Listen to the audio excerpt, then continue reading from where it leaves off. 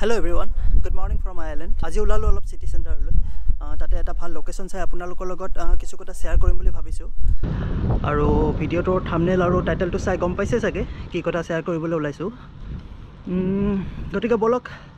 এটা ভাল লোকেশন চাই লওঁ তাতে বহি লওঁ ঠাণ্ডা আছে আজি অলপ বতাহ ইমানো নাই তথাপিও চলি যায় আৰু মই আগৰ ভিডিওবোৰত দেখুৱাইছো এটো মোৰ কেম্পাছটো হয়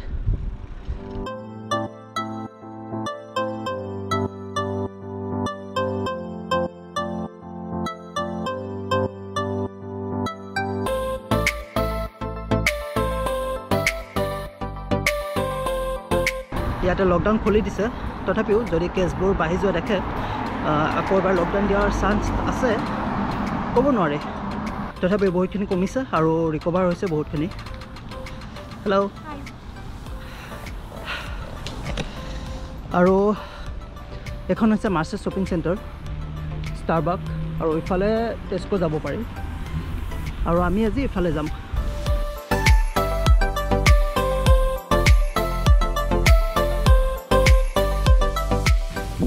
আৰু লাষ্ট ভিডিওটোত আমি এখন পাহাৰত গৈছিলোঁ সৌখন ফ্ৰণ্টত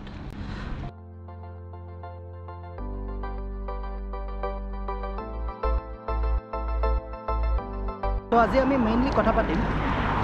আয়াৰলেণ্ডলৈ আহিবলৈ কি কৰিব লাগিব মানে মেইন প্ৰচেছটো কি পোনপ্ৰথমে মই মেইন ষ্টেপকেইটা কৈ দিছোঁ আৰু তাৰপাছত প্ৰতিটো ষ্টেপ অলপ ডিটেইলছত ডিছকাছ কৰিবলৈ ট্ৰাই কৰিম ভেৰি ফাৰ্ষ্ট ষ্টেপটো হৈছে পাছপোৰ্ট সকলোৱে জানেই ছেকেণ্ড ষ্টেপটো হৈছে আপুনি এটা ইংলিছ লেংগুৱেজ টেষ্ট দিব লাগিব আৰু নেক্সট ষ্টেপটো হৈছে country selection university selection and course selection then admission then offer letter অহাৰ পাছত যদি আপুনি লোন ল'ব বিচাৰিছে লোনৰ কাৰণে এপ্লাই কৰিব পাৰে আৰু তাৰপিছত পে'মেণ্টৰ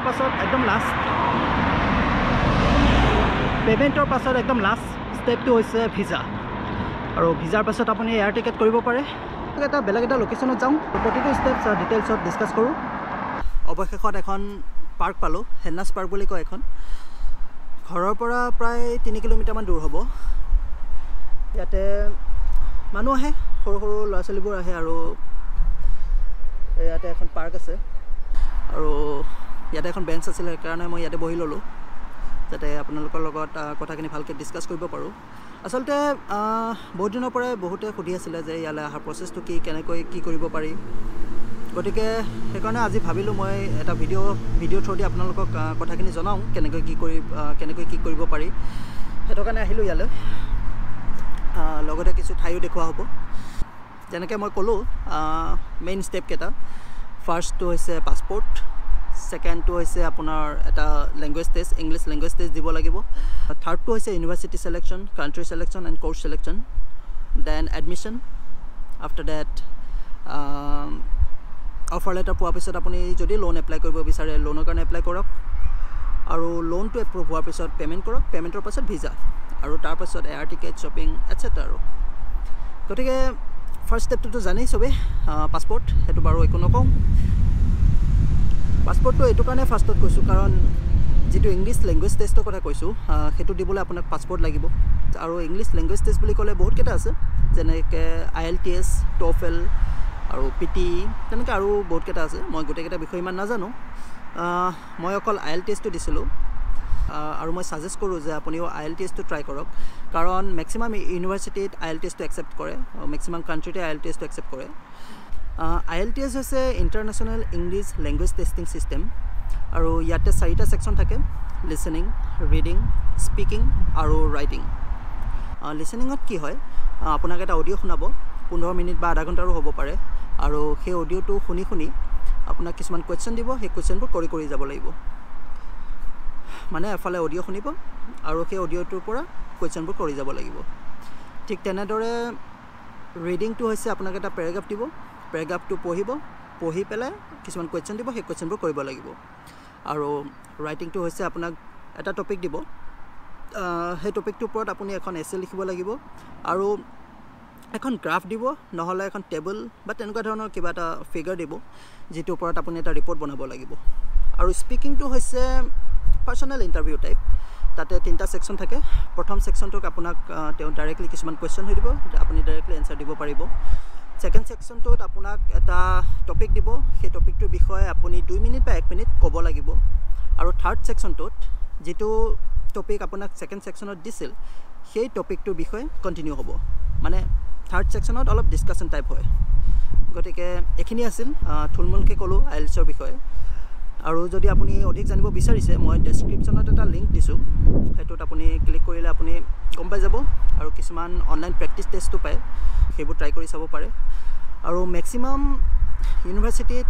বা কলেজবোৰত IELTS 6.5 বিচাৰে ওভাৰঅল আৰু প্ৰতিটো সেকশনতে মিনিমাম 6 বিচাৰে আৰু আউট অফ 9 একচুয়ালি এটো 9 বেন্ডত মাৰ্ক কৰে আপোনালোকক আৰু এটা কথা সাজেষ্ট কৰো যে IELTS টো এবাৰতে ক্লিয়াৰ কৰিবলৈ ট্ৰাই কৰিব কাৰণ ইয়াৰ যেটো ৰেজিষ্ট্ৰেচন ফিজ হয় হেতু অলপ বেছি হয় 12-13,000 মান হয় গতিকে এবাৰতে ক্লিয়াৰ কৰিলে ভাল হয় নহলে আপোনাৰ ওপৰত কথা সো এখিনি আছে IELTSৰ বিষয়ে আৰু নেক্সট ষ্টেপটো হল আপুনি ইউনিভাৰ্সিটি সিলেক্ট কৰিব লাগিব যেহেতু মই অকল আয়াৰল্যান্ডত আহিছো গতিকে অকল মই আয়াৰল্যান্ডৰ বিষয়ে জানিম তাতকে বাকি কান্ট্ৰিৰ বিষয়ে ইমান ক'ব নোৱাৰিম গতিকে মই অকল আয়াৰল্যান্ডৰ বিষয়ে ক'ম কি কয় এটা বেলেগ লোকেশনত যাওঁ নেকি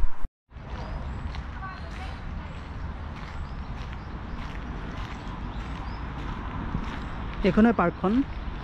বেছি ডাঙৰ নহয় ইয়াতে সামাৰত মানুহ ভৰি থাকে এতিয়া কৰোনাৰ কাৰণে অলপ মানুহ কম তথাপিও লকডাউন খুলিছে যদিও মানুহ এতিয়াও সম্পূৰ্ণকৈ ওলোৱা নাই যদি কেছবোৰ বাঢ়ি থকা দেখে আকৌ পুনৰ লকডাউন দিয়াৰ চান্স আছে আজি বতৰটো ভাল একেদিন বৰষুণে পৰি আছিল আজি অকমান ৰ'দ ওলাইছে সেইকাৰণে আজি ওলাই আহিলো আৰু এমাহমান মই ভিডিঅ' দিবই পৰা নাই কাৰণ প্ৰজেক্টৰ কামত লাগি আছিলোঁ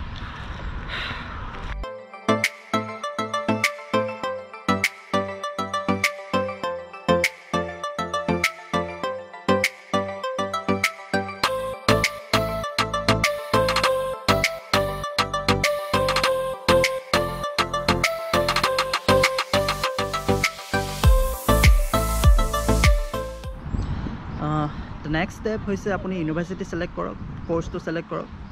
আৰু তাৰ পিছত এপ্লাই কৰক আৰু এডমিশনৰ কাৰণে আপোনাক এখন SOP লাগিব মানে ষ্টেটমেন্ট অফ পাৰপজ আপুনি আয়াৰল্যান্ড কিয় সিলেক্ট কৰিছে সেই কোৰ্সটো কিয় সিলেক্ট কৰিছে আয়াৰল্যান্ডৰ বাহিৰে বাকি কান্ট্ৰিবোৰ কিয় সিলেক্ট নকৰিলে সেই গোটেই কথাখিনি এখন ষ্টেটমেন্টত মানে ষ্টেটমেন্ট হিচাপে লিখি দিব লাগিব এছে হিচাপে আৰু সেইখন মই সাজেষ্ট কৰিম যে সেইখন অলপ ভালকৈ লিখিব কাৰণ সেইখনতে আপোনাৰ গোটেই ইমপ্ৰেছনখিনি সোমাই থাকে প্লাস আপোনাক দুখন ৰেফাৰেন্স লেটাৰ লাগিব আপোনাৰ আগৰ কলেজৰ দুজন প্ৰফেসৰৰ পৰা কেতিয়াবা তিনিখনো বিচাৰিব পাৰে এটো ইউনিভাৰ্সিটিৰ ওপৰত ডিপেন্ড কৰিব আৰু তাৰ পিছত আপোনাৰ সকলোবোৰ এডুকেশনাল ডকুমেন্টস মাৰ্কশিট বা সাৰ্টিফিকেট আৰু কিছুমান ইউনিভাৰ্সিটিৰ ট্ৰান্সক্ৰিপ্টটো বিচাৰে গতিকে ট্ৰান্সক্ৰিপ্টখন উলিয়াই লোৱাটো ভাল বুলি মই কওঁ এই কোৰ্সটো গোটেই ৰিকুৱাৰমেন্টখিনি যদি আপুনি ফুলফিল কৰিব পাৰিছে তেন্তে আপুনি এখন আনকন্ডিশনাল অফাৰ লেটাৰ পাব আৰু যদি ফুলফিল কৰিব পৰা নাই বা এটা বা দুটা কন্ডিশন আপুনি ফুলফিল কৰিব পৰা নাই বা নিয়াৰ ফিউচাৰত হেকিটা ফুলফিল কৰাৰ চান্স আছে তেতিয়া আপোনাক এখন কন্ডিশনাল অফাৰ লেটাৰ দিব আৰু এটা ডেডলাইন দিব আৰু সেই ডেডলাইনৰ ভিতৰত আপুনি কন্ডিশন কেটা ফুলফিল কৰিব লাগিব আৰু এবাৰ কন্ডিশন কেটা ফুলফিল কৰাৰ পাছত আপুনি ফুল অফাৰ লেটাৰ বা আনকন্ডিশনাল অফাৰ লেটাৰখন পাই যাব আৰু তাৰ পিছত আপুনি লোনৰ কাৰণে এপ্লাই কৰিব পাৰে বা যদি আপুনি লোন এপ্লাই নকৰে তেন্তে নিজে পেমেন্টৰ কাৰণে যাব পাৰে আৰু আয়াৰল্যান্ডত আপুনি এক বছৰৰ গোটেই ফিজখিনি এবাৰতে দিব লাগে কাৰণ ইয়াৰ মাষ্টাৰ ডিগ্ৰীটো এক বছৰে হয় সেইকাৰণে এক বছৰ গোটেই ফিজটো এবাৰতে দিব লাগে আৰু এবাৰ পেমেন্ট কৰাৰ পাছত কলেজৰ পৰা আপোনাক এখন ৰিসিপ্ট পঠিয়াব আৰু সেই ৰিসিপ্টখন ভিজাৰ টাইমত কামত আহিব তাৰ পিছৰ ষ্টেপটো হৈছে ভিজা যেটো মেইন ষ্টেপ আয়াৰল্যান্ডৰ ভিজাৰ কাৰণে আপুনি আপোনাৰ একাউণ্টত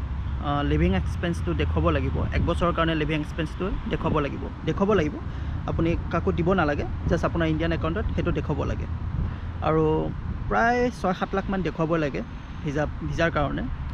আৰু সেই পইচাটো আপুনি হয়তো LIC প্ৰেজেন্ট ভ্যালু থ্ৰু দিও দেখাব পাৰে বা যদি কিবা ফিক্সড ডিপোজিট আছে ফিক্সড ডিপোজিট থ্ৰু দিও দেখাব পাৰে তাৰ পাছত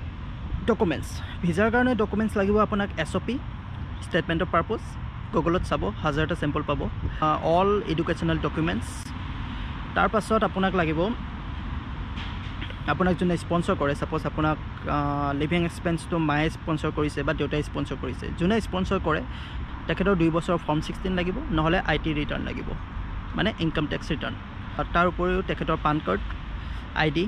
আপোনাৰ পাছপোৰ্ট আৰু অনলাইন এখন ফৰ্ম পাব যিখন প্ৰিন্ট কৰি আপুনি ফিল আপ কৰিব লাগিব ফিল আপ কৰি ডকুমেণ্টছৰ লগত আপুনি সাবমিট কৰিব লাগিব আৰু এবাৰ ভিজাৰ কাৰণে অনলাইন এপ্লিকেশ্যন কৰাৰ পাছত আপুনি VFSত গৈ এপইণ্টমেণ্ট ল'ব লাগিব তাত গৈ আপুনি আপোনাৰ অৰিজিনেল ডকুমেণ্টছবোৰ মই যিবোৰ ডকুমেণ্টছ এতিয়া ক'লোঁ সেই গোটেইবোৰ একেলগে আৰু তাৰ লগত এটা জেৰক্স কপি সাবমিট কৰিব লাগিব সেই অৰিজিনেল ডকুমেণ্টছবোৰ VFSে ৰাখি থ'ব যেতিয়া আপোনাৰ ভিজা এপ্ৰুভ হ'ব আপোনাক অৰিজিনেল ডকুমেণ্টছবোৰ আপোনাৰ পোষ্টত পঠিয়াই দিয়া হ'ব যিটো এড্ৰেছ আপুনি অনলাইন এপ্লিকেশ্যন কৰোঁতে দিছিলে আৰু এটা কথা কওঁ যে ইউনিভাৰ্চিটিৰ ফিজটো টিউশ্যন ফিজটো যিবোৰ টেকন'লজি বা টেকনিকেল ইনষ্টিটিউট থাকে তাতকৈ অলপ বেছি হয় গতিকে ইউনিভাৰ্চিটি বা কলেজ ছিলেক্ট কৰোঁতে অলপ ভাবি চিন্তি কৰিব আপোনাৰ বাজেটৰ ওপৰত ডিপেণ্ড কৰি এইখিনিয়ে প্ৰচেছ আছিলে থুলমূলকৈ আপোনালোকক দিবলৈ ট্ৰাই কৰিলোঁ মাজত হয়তো কিবাকিবি মিছ হৈ যাব পাৰে যদি আৰু কিবা যদি ডাউট থাকে তেন্তে কমেণ্ট ছেকশ্যনত লিখিব মই নেক্সট ভিডিঅ'ত আপোনালোকক জনাবলৈ ট্ৰাই কৰিম চ' আজিৰ কাৰণে এইখিনিয়ে অলপ চাৰিওফালে ঘূৰি পেলাই ৰুমলৈ যাওঁ